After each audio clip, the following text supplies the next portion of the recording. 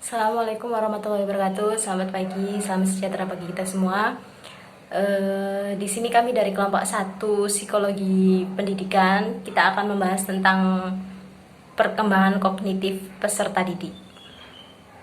Oke, kelompok 1 ini terdiri dari 4 orang, yaitu saya, Dida Putri Abadi, kemudian rekan saya Dea Ayuning Nurwahyu Kusuma. Kemudian ada juga Febrina Susvinda Ayu Pitaloka dan Indah Kurnia Febriani. Oke, langsung saja kita mulai pembahasan materi tentang perkembangan kognitif peserta didik. Seperti apa sih? Pasti kita tidak sabar untuk ingin tahu seperti apa sih perkembangan kognitif peserta didik itu. Oke, langsung saja. Pengertian perkembangan kognitif akan dijelaskan oleh rekan saya.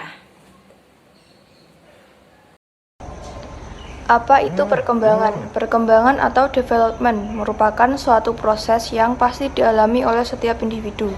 Perkembangan ini adalah proses yang bersifat kualitatif dan berhubungan dengan kematangan seorang individu yang ditinjau dari perubahan yang bersifat progresif serta sistematis di dalam diri manusia. Kognitif atau proses berpikir. Kognitif adalah kemampuan intelektual siswa dalam berpikir, mengetahui, dan memecahkan masalah. Kognitif artinya segala sesuatu yang menyangkut aktivitas otak. Perkembangan kognitif yaitu semua proses psikologis yang berkaitan bagaimana individu mempelajari, mengamati, memperlihatkan, membayangkan, memperkirakan, menilai, dan memikirkan lingkungannya. Selanjutnya saya akan menjelaskan soal ranah kognitif. Ranah kognitif sendiri adalah ranah yang mencangkup kegiatan mental atau otak. Menurut Bloom, segala aktivitas yang menyangkut otak ini dibagi menjadi 6 tingkatan sesuai dengan jenjang terendah sampai yang tertinggi, yang dilambangkan dengan C atau kognitif. Jenjang pertama adalah pengetahuan atau hafalan. Hafalan adalah kemampuan seseorang untuk mengingat atau mengenali kembali materi yang telah dipelajari seperti istilah, ide, rumus-rumus, dan sebagainya. Pada tingkatan ini merupakan tingkat terendah namun menjadi prasyarat pada tingkat selanjutnya. Di jenjang ini peserta didik menjawab pertanyaan berdasarkan dengan hafalan saja. Yang kedua adalah pemahaman. Kemampuan seseorang untuk mengerti atau memahami sesuatu setelah sesuatu itu diketahui dan diingat. Dengan kata lain, mengetahui tentang sesuatu dan dapat melihatnya dari berbagai segi. Kemampuan ini terdiri dari kemampuan translasi atau mengubah simbol dari satu bentuk ke bentuk lainnya, interpretasi atau kemampuan menjelaskan materi, dan ekstrapolasi atau kemampuan memperluas arti. Pada tingkatan ini, seorang peserta didik dapat dikatakan memahami sesuatu apabila ia dapat memberikan penjelasan atau memberi uraian yang lebih rinci tentang hal atau sesuatu dengan menggunakan kata-katanya sendiri. Tingkatan ketiga adalah penerapan, yaitu kesanggupan seseorang untuk menerapkan atau menggunakan informasi pada situasi yang nyata. Contohnya saat peserta didik menggunakan sebuah rumus tertentu untuk mengerjakan suatu persoalan. Tingkatan selanjutnya adalah analisis, yaitu kemampuan seseorang untuk merinci atau menguraikan suatu bahan atau keadaan menurut bagian-bagian yang lebih kecil dan mampu memahami hubungan di antara bagian-bagiannya. Pada tingkatan ini, peserta didik diminta untuk menguraikan informasi ke dalam berbagai bagian, lalu menemukan asumsi dan dapat membedakan pendapat dan fakta serta menemukan hubungan sebab dan akibat. Tingkatan kelima yaitu sintesis, yaitu kemampuan berpikir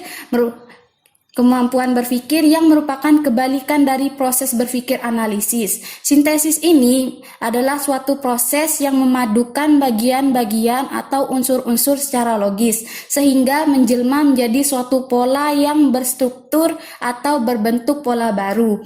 Peserta didik dituntut menghasilkan hipotesis atau teorinya sendiri dengan memadukan berbagai ilmu dan pengetahuan. Tingkatan terakhir adalah evaluasi, yaitu jenjang berpikir paling tinggi dalam ranah kognitif dalam taksonomi Bloom. Evaluasi di sini merupakan kemampuan seseorang untuk mempertimbangkan sesuatu terhadap suatu kondisi, nilai atau ide. Misalkan jika seseorang dihadapkan pada beberapa pilihan, maka ia akan mampu memilih satu pilihan yang terbaik sesuai dengan patokan-patokan atau kriteria yang ada. Oke, selanjutnya di sini saya akan menjelaskan tentang apa aja sih faktor-faktor yang mempengaruhi perkembangan kognitif peserta didik. Nah, faktor-faktor yang mempengaruhi perkembangan kognitif peserta didik ini ada 6. Yang pertama yaitu hereditas, faktor hereditas. Kalian pasti sudah nggak asing lagi dong sama pepatah yang bilang buah jatuh nggak jauh dari pohonnya. Itu hubungannya apa sih sama faktor hereditas? Faktor hereditas ini yaitu suatu faktor di mana seorang manusia lahir itu sudah membawa potensi tersendiri dalam dirinya. Ada suatu potensi yang ada di dalam dirinya yang nanti ketika dia menjalani kehidupannya, ia akan mengembangkannya, ia akan menggali potensi yang ada di dalam dirinya tersebut. Nah, faktor hereditas ini suatu faktor yang dimana perkembangan manusia itu sangat dipengaruhi oleh faktor gen orang tua. Oke, faktor selanjutnya yaitu faktor lingkungan. Seperti apa sih faktor lingkungan itu? Nah, faktor lingkungan ini yaitu suatu bagaimana taraf intelijensi itu diperoleh dari pengalaman dan pengetahuan yang diperoleh semasa ia berada dalam lingkungan hidupnya. Nah, faktor lingkungan ini terbagi menjadi 3, yaitu faktor lingkungan keluarga, kemudian lingkungan sekolah, dan lingkungan teman sebaya. Di mana faktor keluarga? Faktor keluarga ini menjadi faktor utama karena manusia lahir. Yang pertama ia kenal adalah keluarganya. Yang pertama menanamkan sikap, norma, nilai itu adalah keluarga. Kemudian yang kedua yaitu lingkungan sekolah. Di mana lingkungan sekolah ini merupakan lingkungan formal yang akan membentuk bagaimana sikap seorang individu, bagaimana mengajarkan individu tersebut akan suatu hal-hal yang positif, hal-hal yang akan memacu potensi individu untuk menjadi lebih baik. Kemudian teman sebaya ini juga nggak kalah penting. Selanjutnya yaitu faktor kematangan. Apa sih faktor kematangan itu? Faktor kematangan yaitu suatu faktor yang dapat dilihat melalui organ fisik. Tiap organ fisik ataupun psikis dapat dikatakan matang apabila telah mencapai kesanggupan. Kesanggupan yang seperti apa?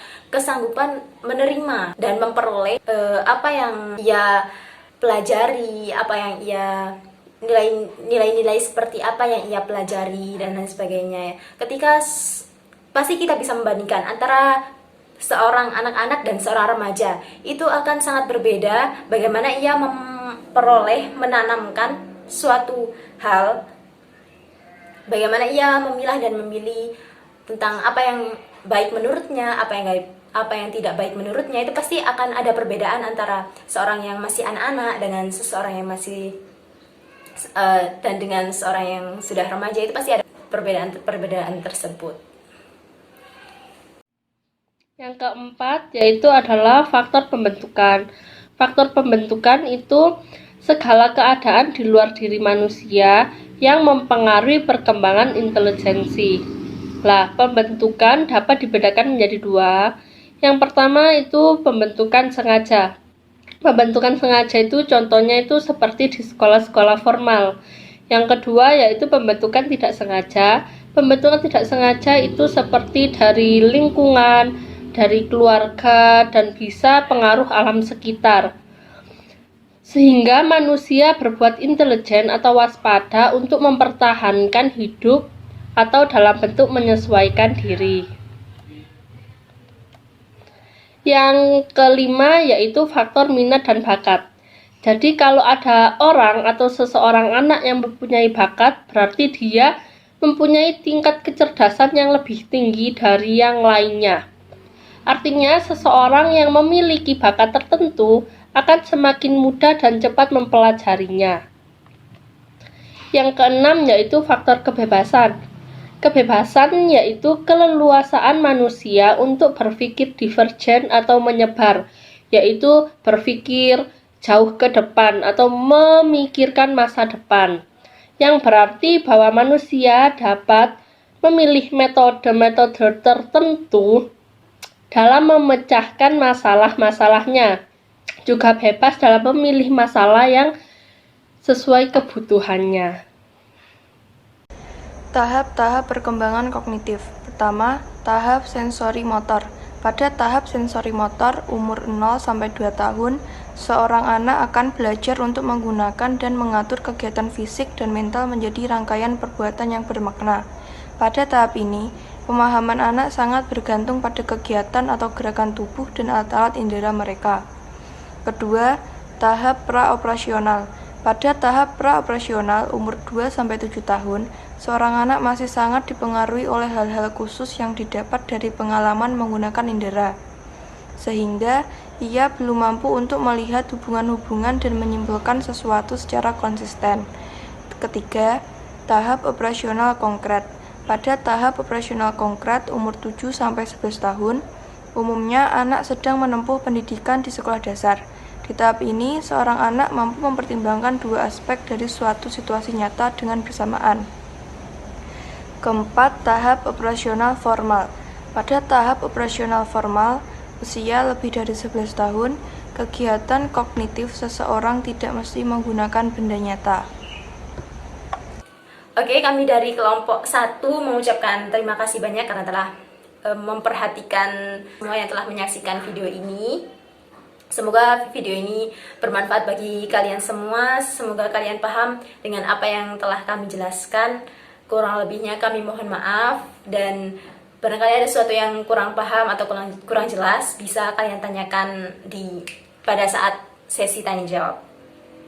Oke, sekian dari kami kelompok 1. Wassalamualaikum warahmatullahi wabarakatuh.